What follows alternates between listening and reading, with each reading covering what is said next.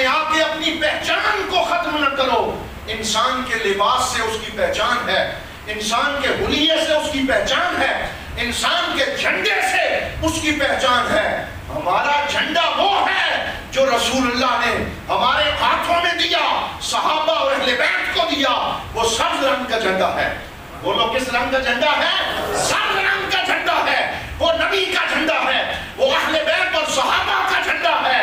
ہم درود والے ہیں, ہم بارود والے نہیں ہیں. ہم سبز جھنڈے والے ہیں, ہم کسی اور جھنڈے والے نہیں ہیں. ہم پگڑی کا جو مرضی ہے رنگ پہنو, کوئی سفید پہنے, کوئی کالا رنگ پہنے, کوئی نسواری رنگ پہنے. پگڑیوں کے بارے میں شمائل میں یہ روایات آئی ہیں, سرکار نے مختلف رنگوں کی پگڑیاں استعمال کی. لیکن اپنی شناخت پہ سودے بازی کرو گے تو پھر ہاتھ ملتے رہ جاؤ گے, پھر تمہاری نسلیں تمہارے ہاتھوں سے نکل جائیں گی. حضرات محترم, یہ چند عقیدے کی باتیں کرنے کے بعد اب آئیے ذکر حسین میں آپ کو 9 محرم الحرام کی اس رات کی طرف لے چلتا ہوں جس کے لیے آج ہم یہاں حاضر ہوئے, اور چند باتیں فلسفہ شہادت سے آپ کی خدمت میں عرض کرتا ہوں. حضرت امام حسین نے یزید کے ہاتھ میں ہاتھ کیوں نہ دیا؟ یزید باغی, یزید نماز کا تارک, یزید شرابی, یزید بدبخت, یزید لعنتی, یزید میرے نبی کے دین سے کھلواڑ کرنے والا, قرآن کی نصوص کو معطل کرنے والا. اسی لیے میرے حسین پاک نے کربلا, مدینے سے کربلا جاتے ہوئے 47 مقام پہ پڑاؤ کیا. بولیے کتنا؟ 47 مقام جو کتب میں آئے, جگہ جگہ پڑاؤ کیا.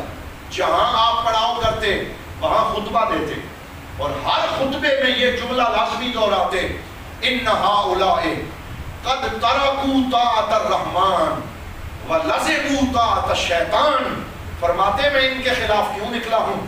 مجھے کرسی نہیں چاہیے, میرے نبی نے مجھے جنت کی سرداری عطا فرمائی ہے. میں ان کے خلاف کیوں نکلا ہوں؟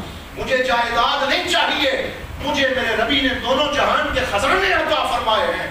میں اس لیے نکلا ہوں, میں نبی کا نواسا ہوں, میں علی کا خون ہوں, میں فاطمہ کا لخت جگر ہوں, اور میرے ہوتے ہوئے انہوں نے اللہ کی اطاعت کو چھوڑ دیا, شیطان کے دامن کو پکڑ لیا. مثلی لا یباشر مثلہ, فرمایا میرے جیسا پاک باز ایسے بدبخت کے ہاتھ میں ہاتھ نہیں دے سکتا جو حضور کے دین سے دشمنی کرنے والا ہے. تو اگر امام حسین یزید کے خلاف کھڑے نہ ہوتے تو پھر باطل کی آنکھوں میں آنکھیں ڈالنے کی مثال قائم نہ ہوتی, پھر حق کا جھنڈا بلند نہ ہوتا, پھر قیامت تک کوئی آدمی ظالم کے خلاف کھڑا نہ ہوتا. ظالم کے خلاف اٹھنے کی ہمت جسے ملی ہے وہ امام حسین کے اس عظیم قربانی سے ملی ہے.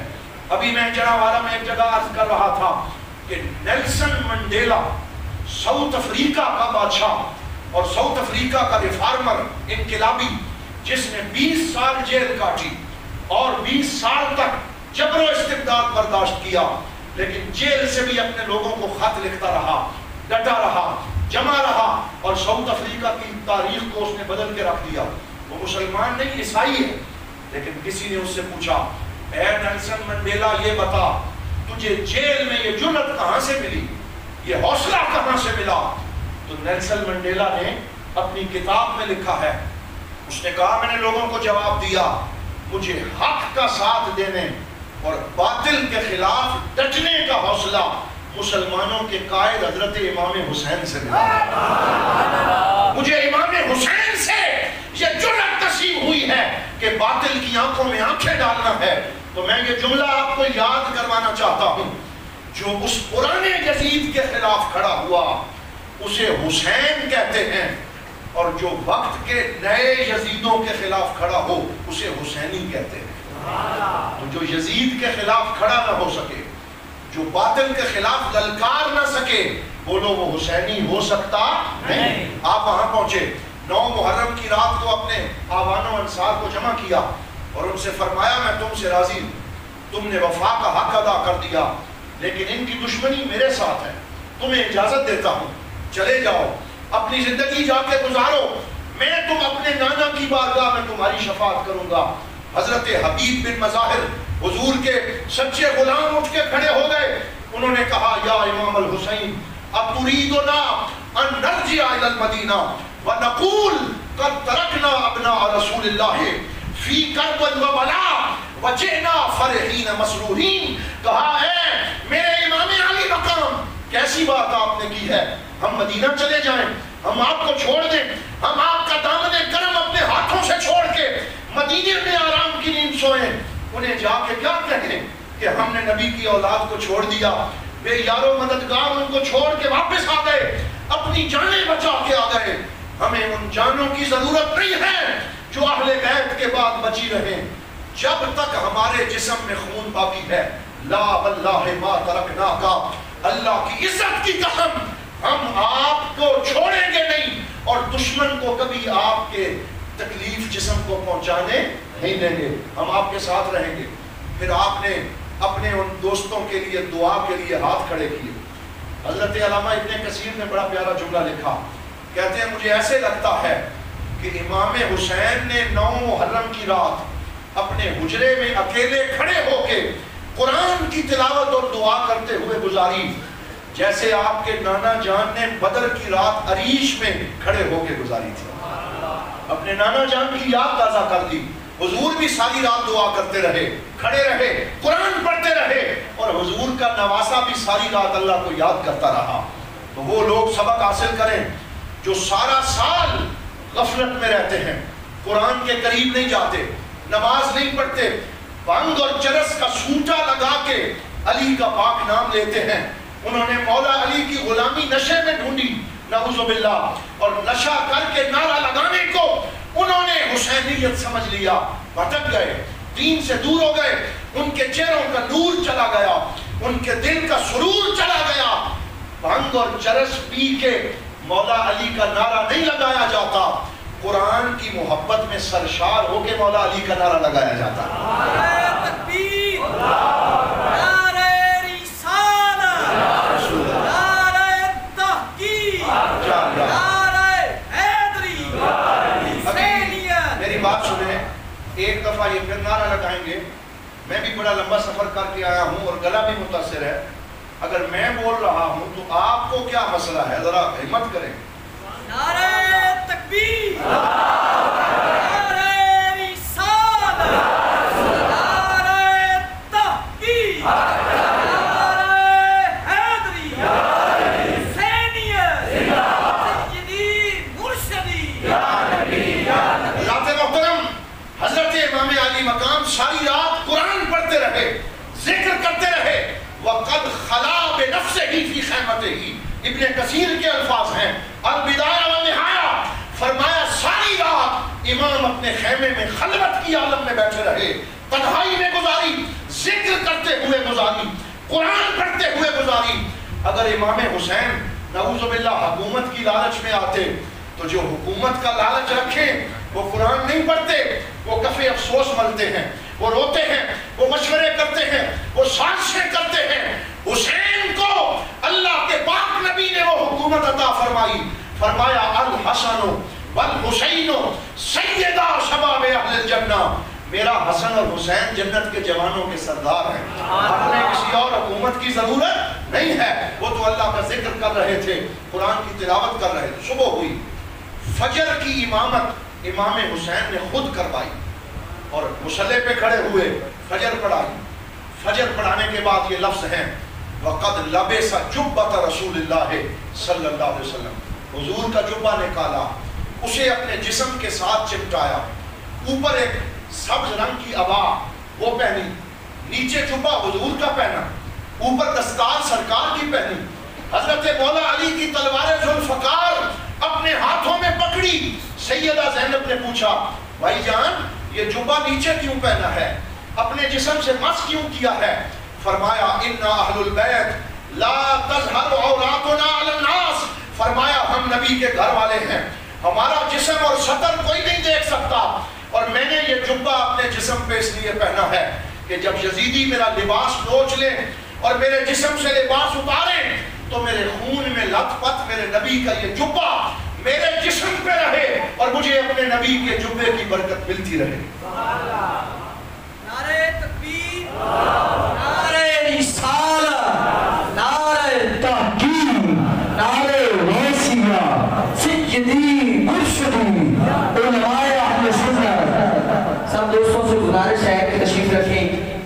کی اس کانفرنس میں تشریف لائے پیر طریقت رہبر شریعت جناب محترم فخر سادات حضور سید واجد الرحمان شاہ صاحب محمدی سیفی زیدہ مجدہ، انشاءاللہ کچھ لمحات کے بعد ہی آپ کا خطاب شروع ہو جائے گا۔ قبلہ ڈاکٹر صاحب کی گفتگو سماعت فرمائیں۔ ماشاءاللہ، اللہ تعالیٰ حضرت کے توفیقات خیر میں اضافہ فرمائے، علم و عمل میں اضافہ فرمائے۔ آپ جیسی ہستیاں اہل سنت والجماعت کا سرمایہ ہیں، علمی شخصیات ہیں۔ تو میں عرض کر رہا تھا، حضور کا جبہ زیب تن کیا، دستار مصطفیٰ، تلوار ذوالفقار حیدری اپنے ہاتھ میں پکڑی اور یزیدیوں کے سامنے صف آرا ہوئے، تو جب تھوڑی دیر کے لیے آپ کو اونگ آئی، آنکھ بند ہوئی، تمام کتب میں یہ واقعہ موجود ہے کہ جب آنکھ بند ہوئی پھر آنکھ کھلی، آپ کے چہرہ مبارک پہ تازگی کے آثار تھے۔ حضرت عباس علمدار نے پوچھا، بھائی جان اے میرے امام بڑے خوش نظر آ رہے ہیں۔ فرمایا رأیت جدی رسول اللہ الصاحب، میں نے ابھی اپنے نانا جان رسول اللہ کا دیدار کیا ہے۔ اور سرکار نے فرمایا اے حسین آج تو روزہ میرے ساتھ افطار کرے گا، آج آب کوثر پہ ہماری ملاقات ہوگی، میں تیرے استقبال کے لیے تیار ہوں۔ جب یہ بات حضرت سیدہ زینب نے سنی، بہن تھی، رونا شروع کر دیا، واہ حسینہ واہ حسینہ، ہائے میرا حسین، ہائے آج جدائی ہو جائے گی، بہن اپنے بھائی سے جدا ہوگی، میں اپنے بھائی کا چہرہ نہیں دیکھ سکوں گی، رونے لگی۔ تو اس وقت حضرت امام علی مقام کے یہ جملے یہ سمجھانے کے لیے کافی ہیں کہ مسلک حق اہل سنت والجماعت ہے۔ امام حسین نے اپنی بہن سے کیا فرمایا؟ فرمایا ترفقی بنفسکی یا اختی، اے میری بہن اپنے آپ کو سنبھالنا، ولا تلتمی وجہکی، اپنے چہرے اور رخسار پہ تماچے نہ مارنا، ولا تنوحی، اور دور جاہلیت والے بین نہ کرنا، اپنا گریبان نہ نوچنا، اپنے پردے کا خیال رکھنا، اور یاد رکھنا کہ میرے نبی مجھے کیا دعا کیا کرتے تھے، اللہم آت الحسین صبرا و اجرا، اے اللہ میرے حسین کو صبر بھی عطا فرما، میرے حسین کو اجر بھی عطا فرما۔ آخری وقت میں صبر کا درس دیا، بین کرنے کا درس نہیں دیا، رخسار پیٹنے کا درس نہیں دیا، بلکہ صبر و استقامت کا پہاڑ بن کے اس دنیا سے رخصت ہوئے۔ علامہ اشرف سیالوی رحمۃ اللہ علیہ ہمارے مسلک کے عظیم خطیب تھے، ایک دفعہ بیرا شریف تشریف لائے، گفتگو کر رہے تھے، مجھے آج بھی ان کا جملہ یاد ہے، فرمانے لگے کہ لوگ کہتے ہیں کہ حضور مستجاب الدعوات ہیں، اور ہیں، سرکار جو دعا مانگے بولو اللہ کبھی رد فرماتا نہیں ہے، بلکہ قبولیت کا جوڑا اور انابت کا سیرا حضور کی دعا کو ملتا ہے، جیسے اعلیٰ حضرت نے فرمایا۔ تو پھر حضور نے امام حسین کے لیے دعا کیوں نہیں مانگی؟ ایک دفعہ حضور کو پتا تھا میرا نواسہ شہید ہوگا، فلاں دن شہید ہوگا، فلاں زمین پہ اس کو تہہ تیغ کیا جائے گا۔ سرکار نے وہ شیشی حضرت سیدہ ام سلمہ کو دی تھی کہ اس میں مٹی ہے، جس دن یہ مٹی سرخ ہو جائے گی سمجھ لینا میرے بیٹے کو کربلا میں شہید کر دیا۔ جب سارا پتا تھا، شہادت کا پتا تھا، ایک دفعہ حضور دعا مانگتے، حضور عرض کرتے یا اللہ میرا حسین میرا لخت جگر ہے، میرا بیٹا ہے، میرا نور نظر ہے، میری آنکھوں کی ٹھنڈک ہے، میرے حسین سے امتحان ڈال دے، اس امتحان کو آسان کر دے۔ مفتی اعظم علامہ اشرف سیالوی کا جواب سنیں، یہ علماء ہوتے ہیں، فرمایا وہ بندہ جس نے اپنے بیٹے کو امتحان کی صحیح تیاری نہ کروائی ہو، پڑھایا نہ ہو، صحیح تربیت نہ کی ہو، جب امتحان کا وقت آتا ہے تو وہ بندہ سکول کے پرنسپل کے پاس جاتا ہے، میرے بیٹے کی مارکنگ سخت نہ کرنا، اس سے امتحان مشکل نہ لینا، اس کو کوئی جو ہے وہ گریس مارک دے دینا، اس کو کوئی اضافی نمبر دے دینا، پھر وہ ممتحن سے کہتا ہے اسے تھوڑی نقل لگانے دینا، اس پہ سختی نہ کرنا، تو سختی سے وہ ڈرتا ہے جس نے تیاری نہ کروائی ہو، سختی سے وہ ڈرتا ہے جس نے سبق یاد نہ کروایا ہو۔ صدقے جانے امام حسین کے، وہ آکسفورڈ کا اسٹوڈنٹ نہیں تھا، وہ پنجاب کالج کے اسٹوڈنٹ نہیں تھے، وہ کسی دنیا کے مدرسے میں نہیں پڑھے تھے، حسین نے مدرسہ مصطفیٰ میں تعلیم حاصل کی تھی۔ نعرہ تکبیر، نعرہ رسالہ، نعرہ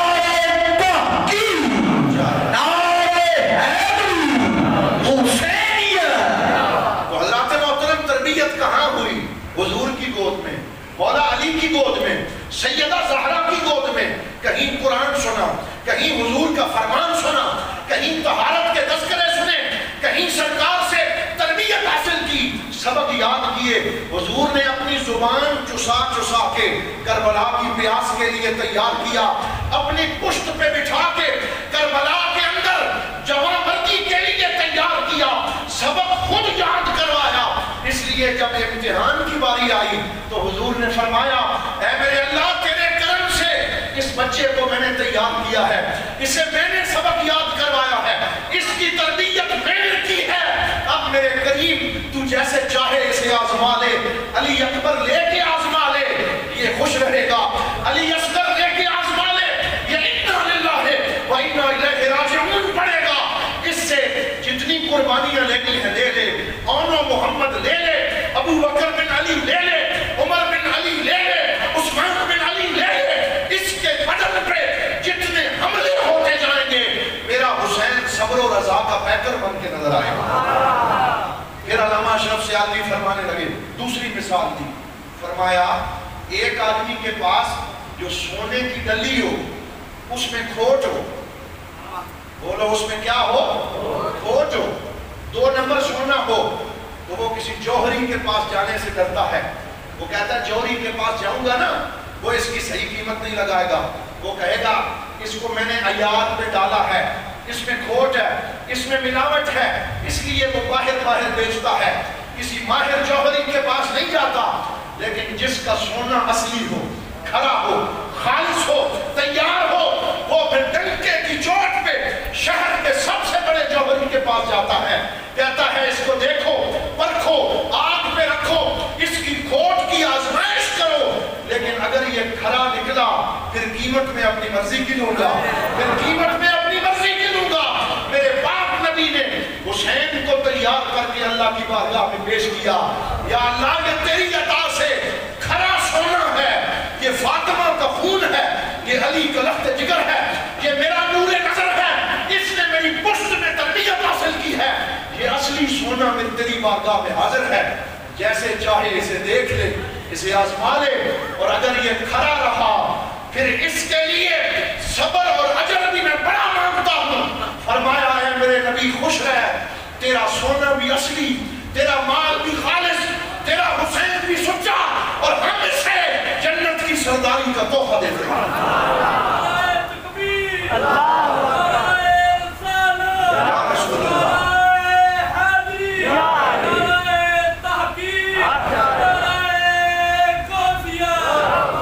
مل کے کہیں حسینیت، باہر والے نہیں بول رہے، حسینیت، حسینیت، یہ جملہ یاد رکھنا، امام حسین کا نام ہمارے لیے چارجنگ ہے، امام حسین کا نام ہماری توانائی ہے، حسین ہماری قوت ہے۔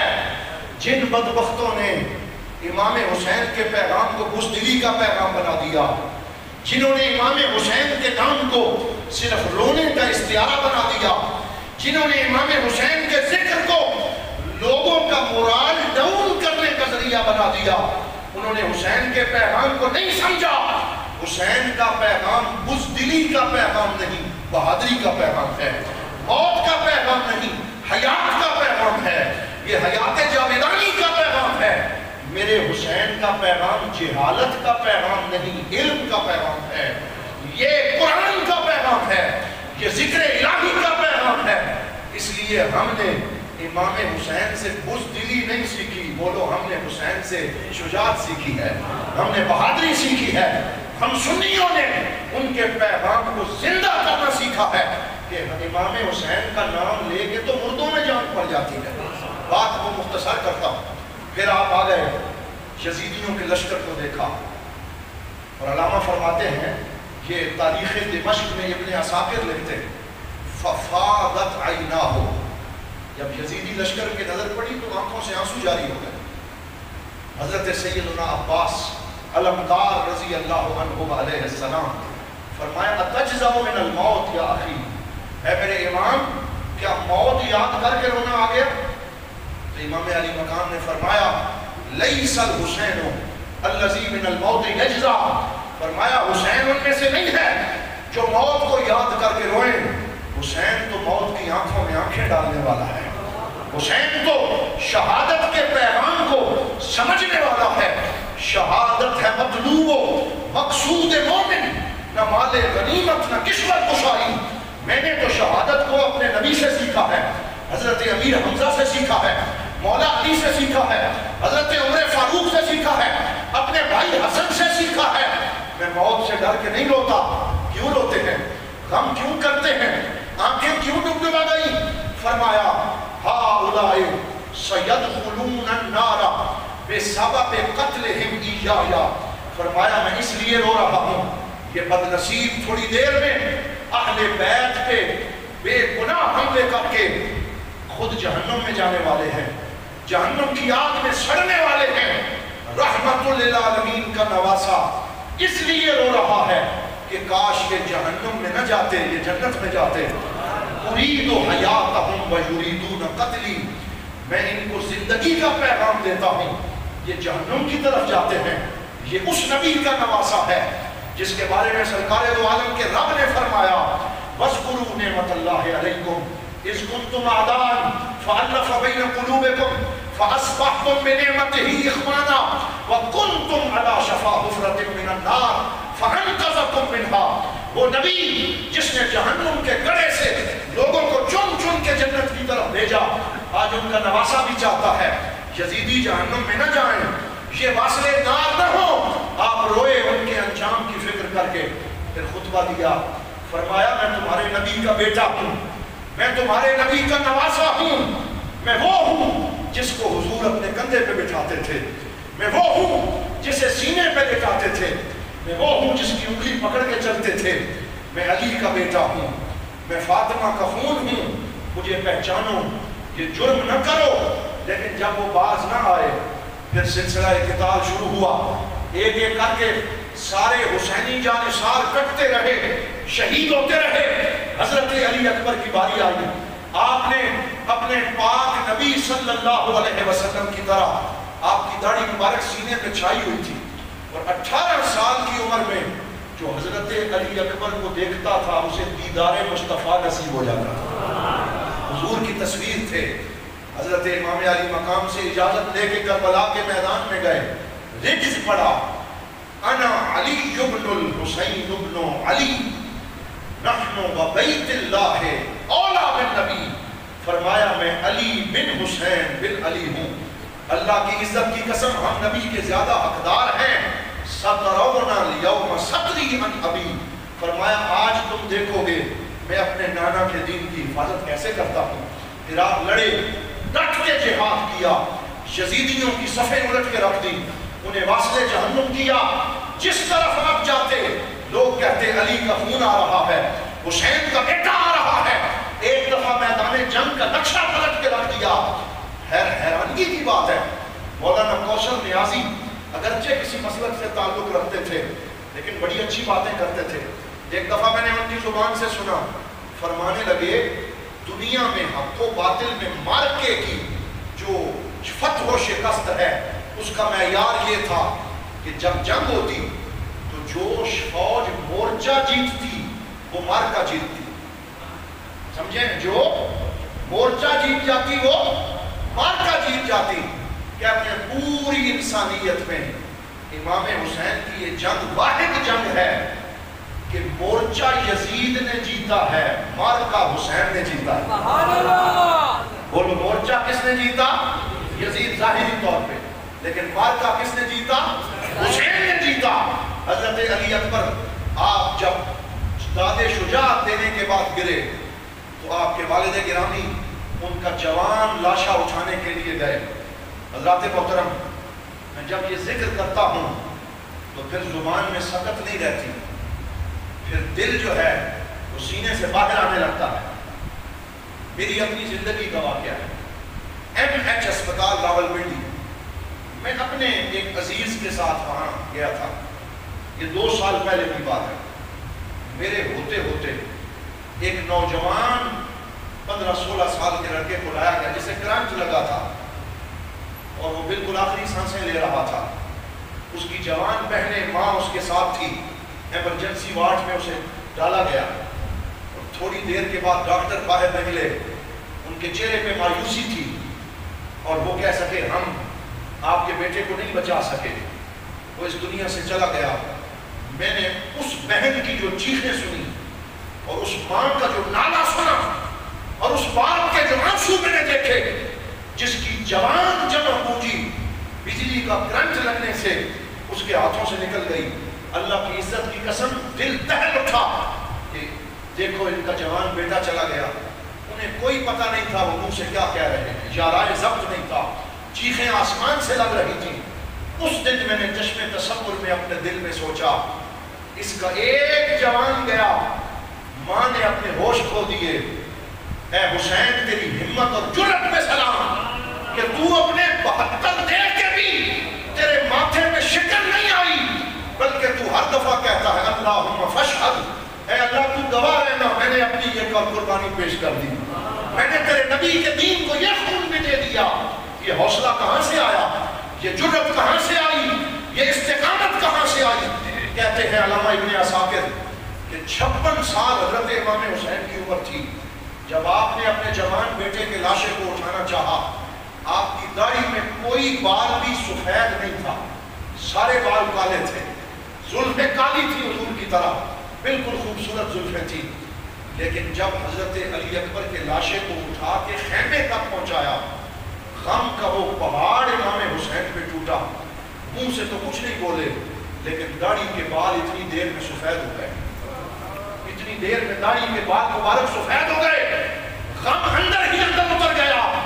لیکن امام حسین کے لبوں میں بولو شکوا نہیں آیا، ماتھے پہ شکن نہیں آئی، چہرے کا رنگ نہیں بدلا، بلکہ ساری قربانی پیش کر دی۔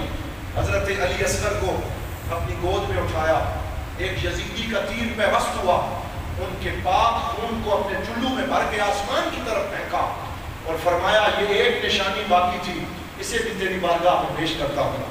حضرت علی زین العابدین جو بیمار تھے، انہوں نے اپنی پھوپھی حضرت سیدہ زینب سے فرمایا ایک ہاتھ میں لاٹھی دو، ایک ہاتھ میں تلوار دو کہ میں بھی آج اپنے ابا جان کے ساتھ شہادت پیش کروں گا۔ لاٹھی ٹیکتے ہوئے خیمے سے باہر نکلے، بیماری سے تلوار نہیں اٹھائی جا رہی تھی۔ حضرت امام نے جب اپنے بیمار بیٹے کو دیکھا تو آپ نے فرمایا ہے میری بہن زینب، زین العابدین کو اندر لے جاؤ، میرے اس بیٹے سے قیامت تک میری نسل آگے چلے گی، یہ میری نسل کو باقی رکھے گا، اسے اندر لے جاؤ، آج اسے جہاد پہ جانے کی ضرورت اور اجازت نہیں۔ پھر آپ خود نکلے اور گھوڑے پہ بیٹھے اور یزیدیوں کے لشکر میں پہنچے۔ سارا دن قربانی پیش کرنے کے بعد جمعے کا دن 10 محرم الحرام کو میدان میں اترے، یزیدیوں نے امام کو گھیرے میں لے لیا۔ اور میں یہ کہتا ہوں کہ وہ بدبخت پیسے کے لالچ میں آ تو گئے تھے، اپنا دین ایمان تو بیچ چکے تھے، جہنم تو خرید چکے تھے، لیکن اب ان میں سے کوئی بھی امام علی مقام کا سر اتارنے کا جرم اپنے ذمہ نہیں لینا چاہتا تھا۔ ادھر ادھر وار کرتے، گھوڑے کو تکلیف دیتے، گھوڑے کی ٹانگوں پہ تیر مارتے، حضرت امام علی مقام پہ تیر چلاتے، لیکن آپ جس طرف جاتے شیر کی طرح یزیدیوں کی صفوں کو چیر کے رکھ دیتے اور سینکڑوں یزیدیوں کو واسطے جہنم کیا۔ امام کی تلوار پورے جلال میں تھی اور اس وقت بھی آپ لائے کلمت الحق کے لیے لڑ رہے تھے۔ جب دیکھا کہ یہ میرے گھوڑے پہ حملے کر رہے ہیں تو رحمت للعالمین نبی کے اس پاک نواسے نے گھوڑے سے چھلانگ لگائی، گھوڑے کو واپس کر دیا، فرمایا میری وجہ سے میرے گھوڑے کو کیوں تکلیف دیتے ہو، خود آگے آ گئے۔ پھر ان بدبختوں نے آپ کے گھٹنے پہ وار کیا، تلوار لگی تو آپ گھٹنے کے بل زمین پہ گرے اور پھر گھٹنے پہ کھڑے ہو کے لڑنا شروع کر دیا اور اس حال میں بھی جنگ لڑتے رہے۔ اور پھر شمر بن ذی الجوشن کو بدبخت، وہ لعین جس کے بارے میں سرکار نے خبر دی تھی کہ جو برس زدہ کتا ہے، میں اس کو اپنے نواسے کی طرف بڑھتا ہوا دیکھ رہا ہوں۔ آپ نے جب اس کا چہرہ دیکھا فرمایا ارے بدبخت، میں نے اپنے نانا جان سے تیرا ذکر سنا تھا، میں نے تجھے پہچان لیا، تو وہی بدبخت ہے۔ وہ آگے بڑھا، فرمایا رک جا، یہ جمعے کا دن ہے، یہ وہ وقت ہے جب میری نانا کی امت کے خطیب منبر رسول پہ خطبہ دے رہے ہوں گے، امامت کر رہے ہوں گے، قال اللہ و قال الرسول کی صدائیں بلند کر رہے ہوں گے، پیچھے ہٹ، مجھے اپنے رب کی بارگاہ میں آخری سجدہ کرنے دے۔ اس حالت میں بھی سجدے میں چلے گئے، نماز کو نہیں چھوڑا، نماز کو قائم فرمایا اور آخری سجدے میں گئے تو اس بدبخت نے آپ کے سر پہ وار کیا اور سر کو تن سے جدا کیا۔ جب وہ گھوڑا خالی واپس پہنچا، حضرت سیدہ سکینہ اپنے خیمے سے باہر نکلی اور گھوڑے کی آواز سنی۔ وہ تو اس انتظار میں تھی کہ گھوڑا خالی نہیں آتا بلکہ میرے بابا جان کو لے کے آتا ہے۔ آج دیکھا وہ گھوڑا خالی بھی ہے، وہ زخمی بھی ہے، وہ خون سے لبریز بھی ہے۔ تو حضرت سیدہ سکینہ سے وہ منظر دیکھا نہ گیا۔ واہ حسینہ، واہ ابدا، واہ حسینہ۔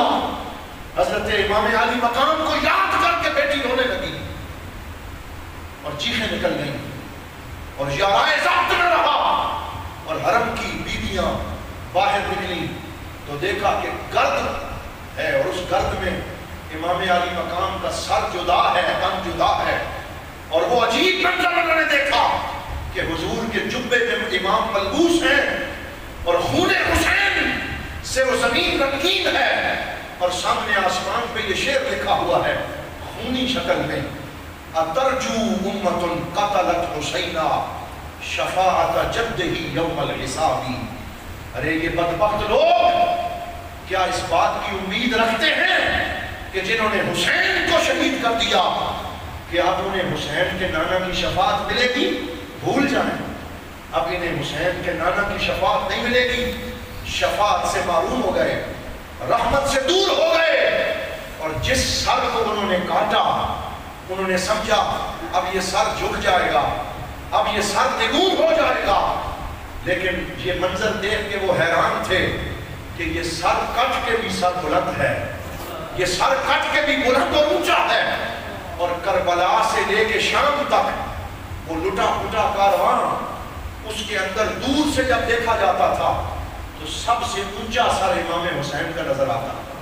قرآن کی تلاوت کرتے ہوئے میرے امام شام پہنچے اور پھر اللہ تعالیٰ نے آپ کو دائمی زندگی عطا فرمائی۔ دشت بلا کو عرش کا زینہ بنا دیا، تو نے حسین مرنے کو جینا بنا دیا، زندگی اور موت کا مفہوم بدل دیا، اور یہ پیغام دیا لوگوں کھانے پینے کا نام زندگی نہیں، سونے جاگنے کا نام زندگی نہیں، ہنسنے مسکرانے کا نام زندگی نہیں، زندگی اللہ سے تعلق کا نام ہے، زندگی دین پہ پیرا دینے کا نام ہے، زندگی حق بات کا اعلان کرنے کا نام ہے۔ اس لیے یاد رکھو وہ بندہ جو حق بات کے لیے سر کٹا گیا، بولو وہ قبر میں بھی زندہ ہے، وہ حشر میں بھی زندہ ہے، اور جو اللہ سے دور ہو گیا وہ زندہ جاوید ہو کے بھی مردہ ہے، اس کا ذکر مٹ گیا۔ تو حضرات محترم، یہ امام حسین کی شہادت کا وہ تذکرہ ہے کہ اگر میں بات لمبی کرتا رہوں تو یہ ذکر ختم نہیں ہوگا، لیکن میں نے یہی مناسب سمجھا کہ ہم ان پاک ذاتوں کو یاد کریں، ان کی شہادت کو سلام کریں اور ان کے پیغام کو لے کے آگے بڑھیں جو بزدلی کا نہیں، شہادت کا اور شجاعت اور علم کا پیغام ہے۔ ان مدارس کو مضبوط کرو، ذکر و فکر کی محفلیں سجاؤ، اپنے بچوں کو عقیدہ یاد کرواؤ۔ حضور ہم نے میرا شریف سے گزشتہ سال سے عقیدے کی حفاظت کا ایک سلسلہ شروع کیا ہے، اور میں آپ کی خانقاہ کو بھی دعوت دیتا ہوں کہ ہمارے ساتھ اس قافلے میں شریک ہوں، پاکستان میں عقائد کی تعلیم کا بندوبست کریں اور عوام الناس کے لیے عقیدے کے ریفریشر کورسز رکھیں۔ ہم لوگ اپنے لوگوں کو عقیدہ نہیں پڑھاتے، وہ لوگ 4 اختلافی مسئلے یاد کروا کے لوگوں کے دلوں میں نفرت بھر رہے ہیں۔ ہمیں اپنا کردار ادا کرنا ہوگا، لوگوں کو عقیدہ سکھانا ہوگا، انہیں مدارس دین کی طرف لانا ہوگا، تب انشاءاللہ اہل سنت کو بقا اور دوام نصیب ہوگا۔ میں دعا کرتا ہوں اللہ تعالیٰ اس آستانے کو آباد رکھے، اللہ کریم ہمیں ذکر حسین کی برکات عطا فرمائے۔ وآخر دعوانا الحمدللہ۔ ماشاءاللہ بڑی علمی فکری